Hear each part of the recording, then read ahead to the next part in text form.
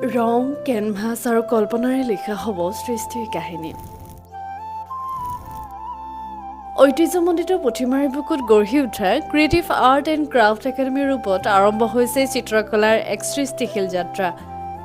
এইবেলি উৎসাহৰ গ্ৰীষ্ম বন্ধটো অধিক ৰঙীন কৰিবলৈ আৰু শিল্পী মনৰ প্ৰতিভাক পোনপটীয়া বাট দেখুওৱাৰ উদ্দেশ্য আগত ৰাখি অহা ইংৰাজী ২৪, ২৫ আৰু ২৬ জুলাই তাৰিখত ৩-দিনীয়া কাৰ্যসূচীৰে পুথিমাৰী হাইস্কুলত এটি গ্ৰীষ্মকালীন ছবি কৰ্মশালাৰ লগতে এটি চিত্ৰাংকন প্ৰতিযোগিতা অনুষ্ঠিত কৰাৰ এক বিশেষ আয়োজন।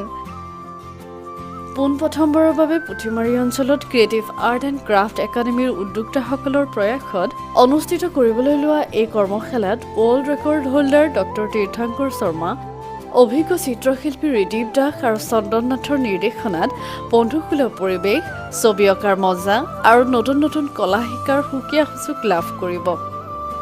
কৰ্মশালাত অংশগ্ৰহণ কৰিবলৈ আৰু অধিক জানিবলৈ অতি শীঘ্ৰেই যোগাযোগ কৰক, কিয়নো আসন সীমিত।